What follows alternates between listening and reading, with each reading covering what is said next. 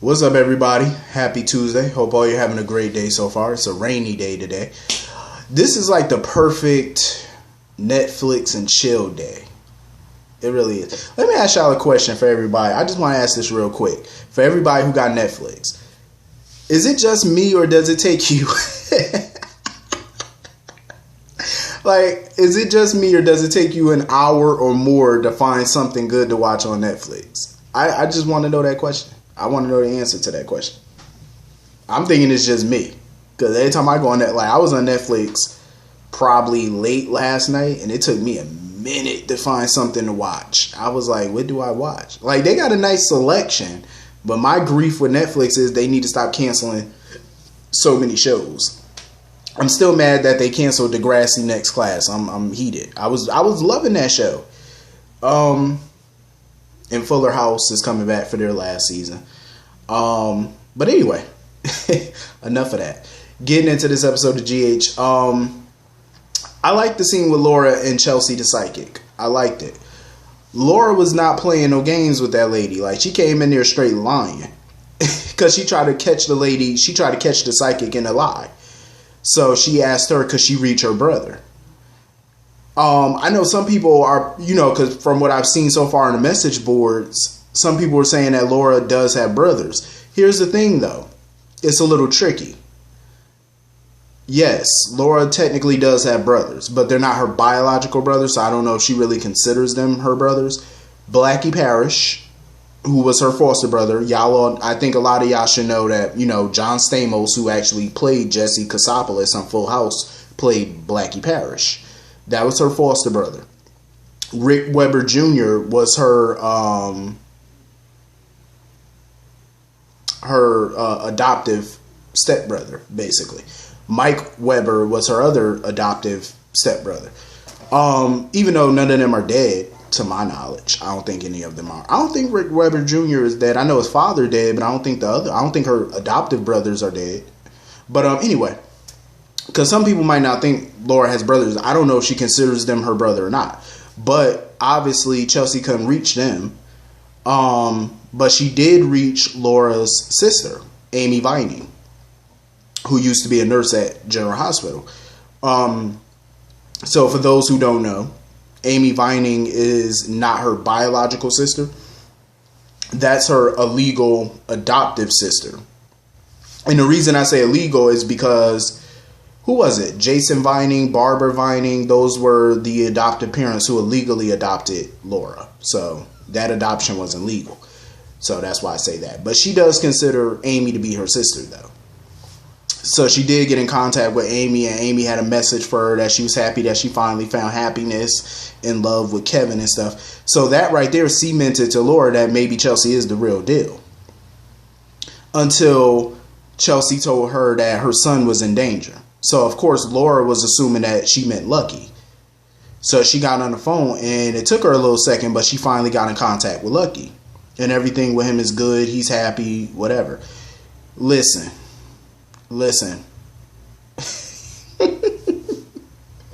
I need Lucky to make a return real quick. I do.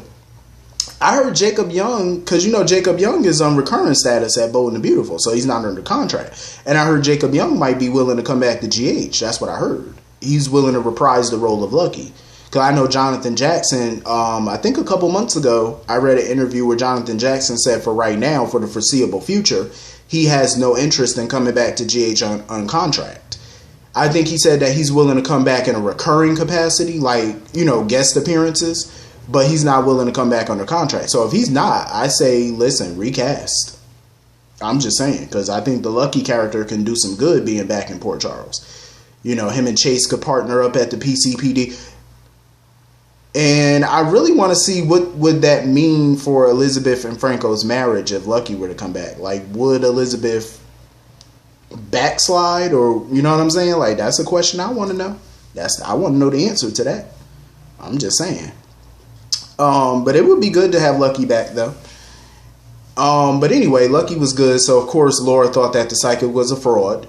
Because the lady, Chelsea was trying to charge her $300. I said, well, damn. So I didn't know psychics was that high. literally and figuratively, because you must be high to think I would pay you $300. You must be smoking that good if you think somebody about to pay you $300 for some information. Whew, that's a lot of coins. I tried that when I was a kid. You know how you go to like a mall or something, and you know how they got that fountain with all them coins in it?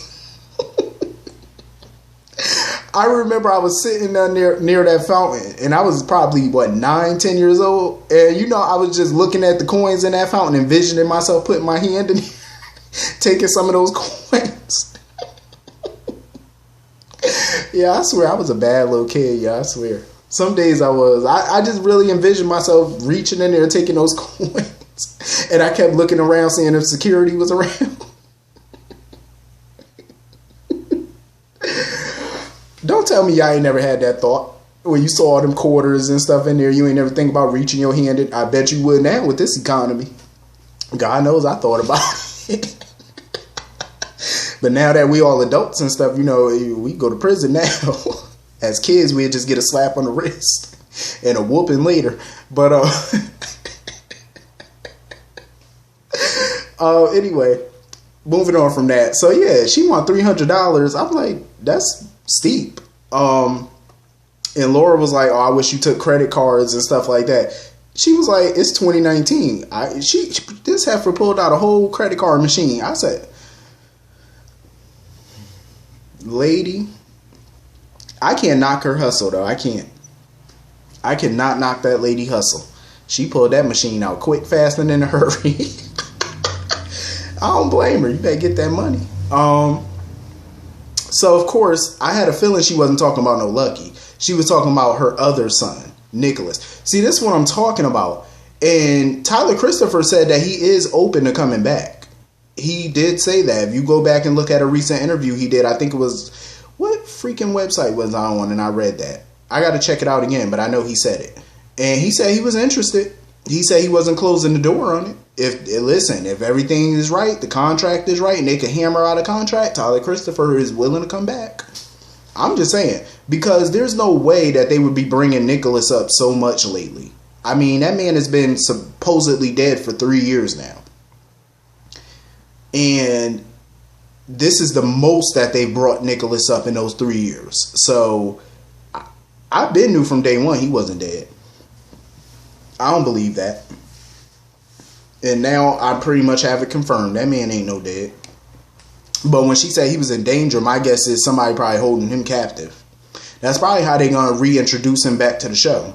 Probably have Laura and them probably do some investigative work to see if he's still alive, and it might lead them to him or his captors, because I think he probably being held captive. By who? I'm willing to bet it got something to do with that Cassandra and that Mystery Cassadine. Whoever the Mystery Cassadine is, I bet you it got something to do with him, or it got something to do with Cassandra. I keep praying that Cassandra is related somehow to Helena, because I swear she looks like a younger version. She could be a younger version of Helena. I wouldn't mind it either. As villainous as she is, even though she probably wouldn't hold a candle to Helena, but still, she definitely would be a great modern day villain to take over that role. Since Helena's dead and gone, they need somebody. Just as poisonous, and clearly she does like poison. So anyway, Ava is all up in her feelings because Julian is selling the bar and moving to Manhattan and didn't tell her. So of course she all in her feelings about it. I mean, I understand where Ava coming from because, her brother is the only person in town that she could really talk to besides Scott, and she needs her brother. But I'm like, he's a phone call away. Y'all do got Skype and what's that other mess? FaceTime and all that other mess. So it ain't like he moving to another part of the planet. He moving to Manhattan. It's not a far drive. But I understand though. She'd rather see him every day face to face. You know what I mean? How she normally just walk into the bar whenever she want to see him? That's pretty much what she wants. She don't want to do all that face calling and all that, because it's not the same. Which is true. It's definitely not. But I agree with her, and I understand where she's coming from as far as grief and as far as Kim and stuff, because Kim can't run away from her grief. It doesn't matter where you move. You're always going to think about Oscar. But I understand where Kim is coming from because she can pack up and leave because she doesn't have roots in Port Charles. Ava has roots in Port Charles. Like, her daughter is there. You know, her other daughter. Avery's there. So there's no way she could pack up and leave, even though she's thought about it. But it's just no way she would be. She could. And we all know Sonny and Carly ain't about to let her take no Avery. So we know that ain't happening. So yeah, you know, and the psychic basically came up in there and told Ava, Julian, he ain't going nowhere. I knew that much. We all know Julian ain't going nowhere. He just signed a brand new contract. He ain't going nowhere. Like, I knew that. Like, I wasn't worried about Julian packing up going.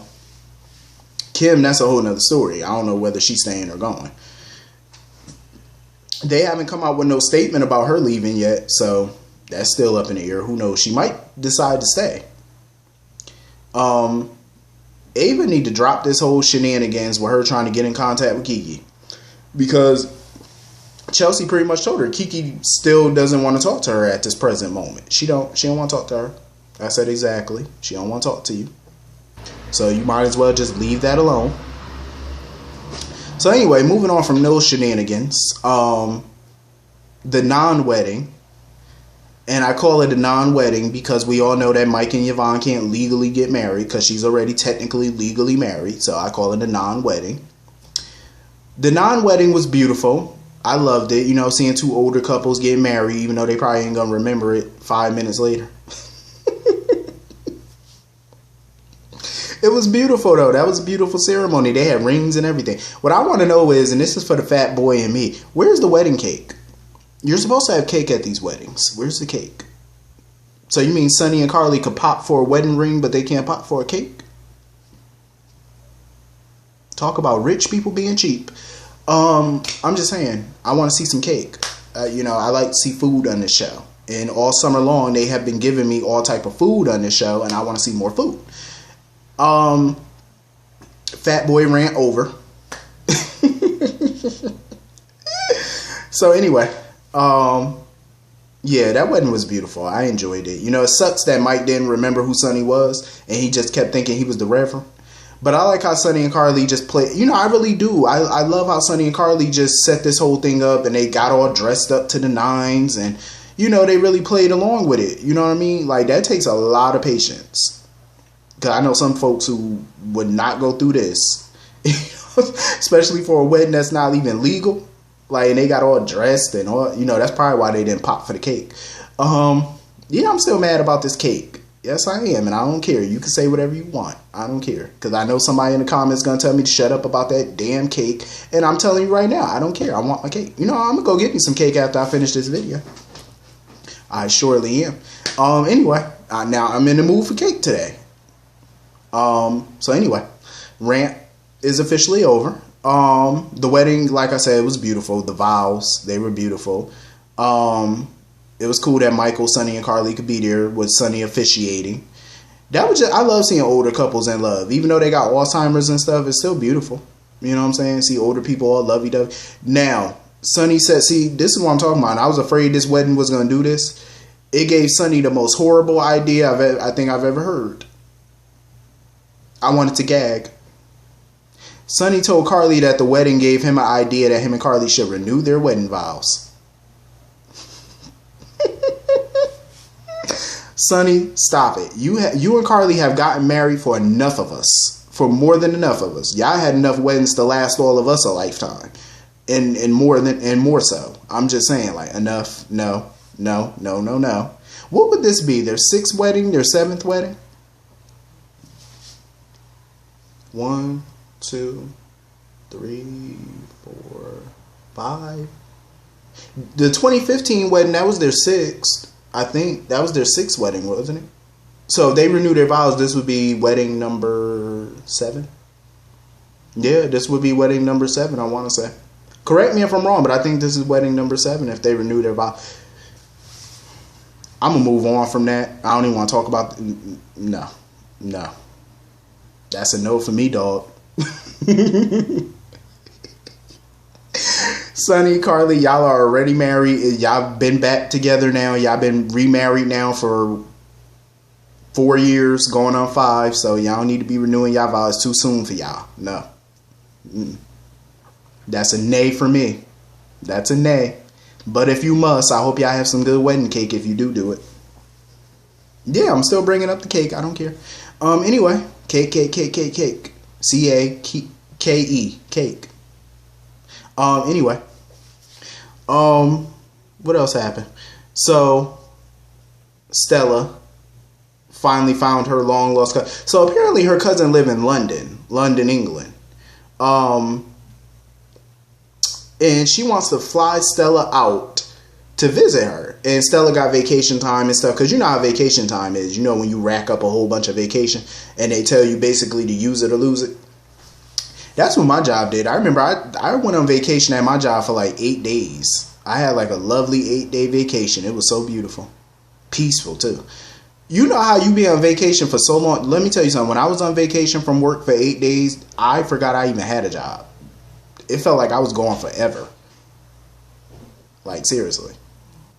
And then when I came back to work, I swear to God, when I came back to work after my 8-day vacation, it felt like work was a foreign country.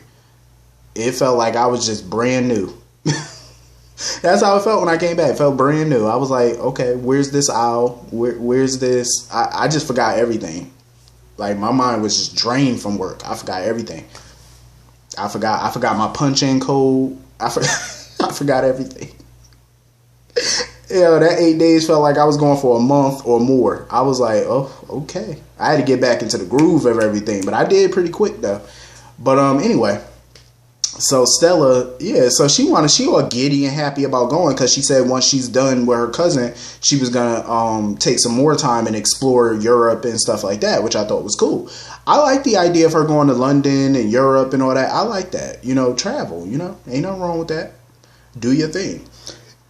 But I do have to agree with Curtis and Jordan on this. I mean, they are happy for her. But I agree. It's something skeptical about it. I don't trust it either. It's something in my instincts that kicked in when she mentioned that.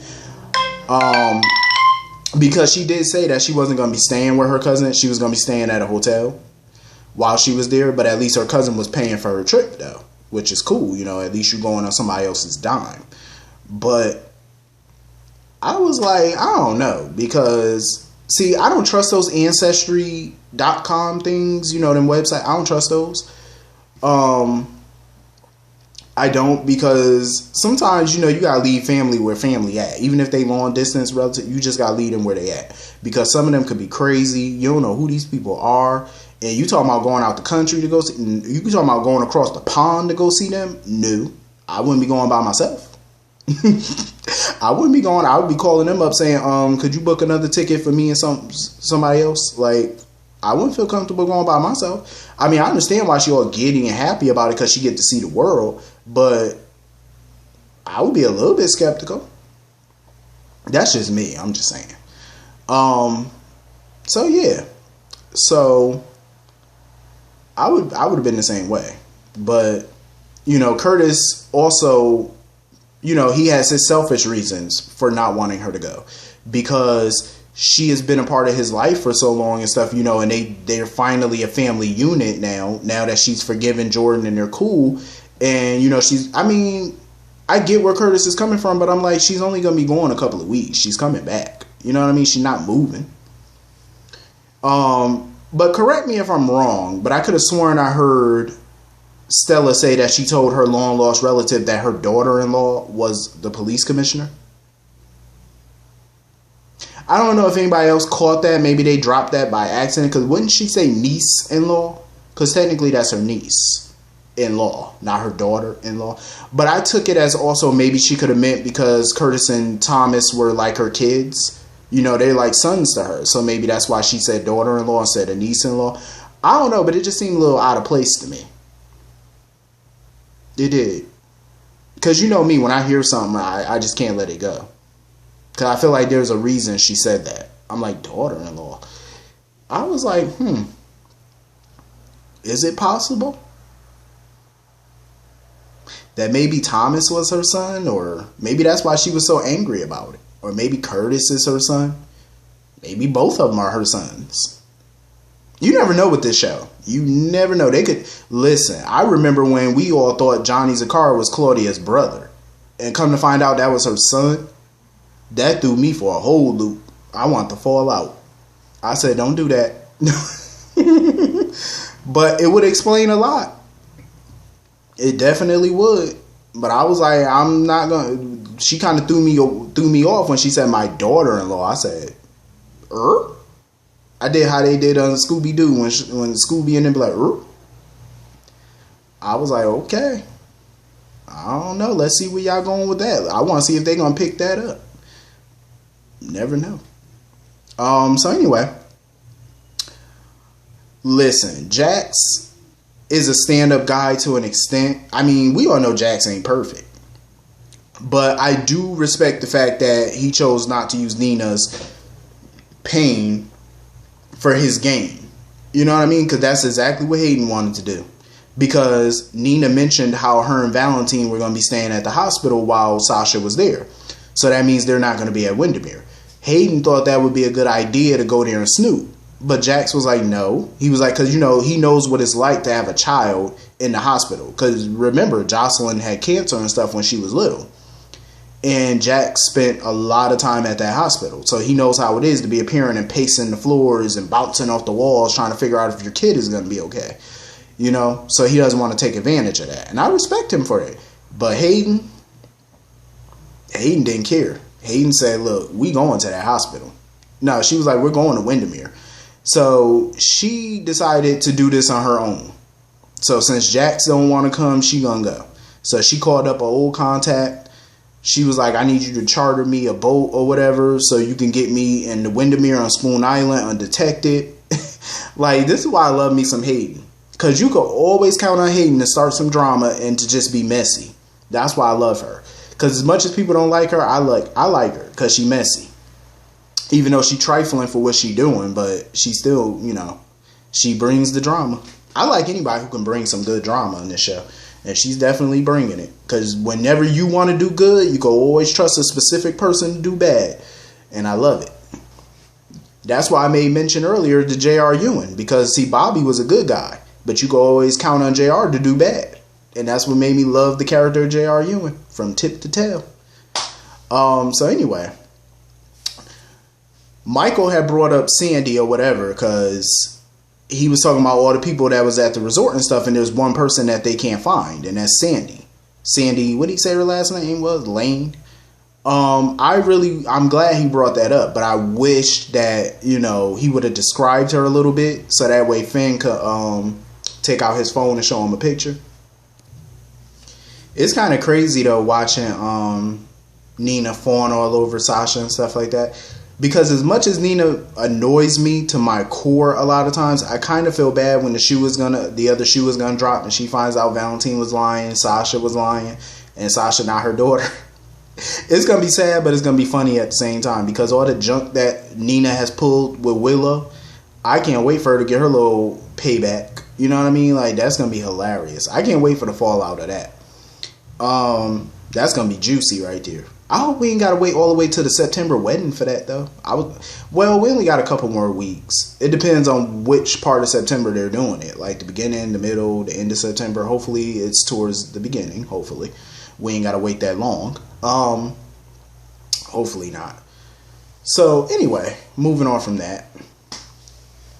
So we got Frank Drew.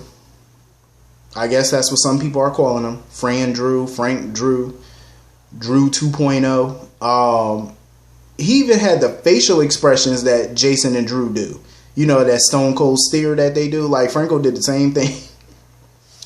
And he kept calling Liz ma'am.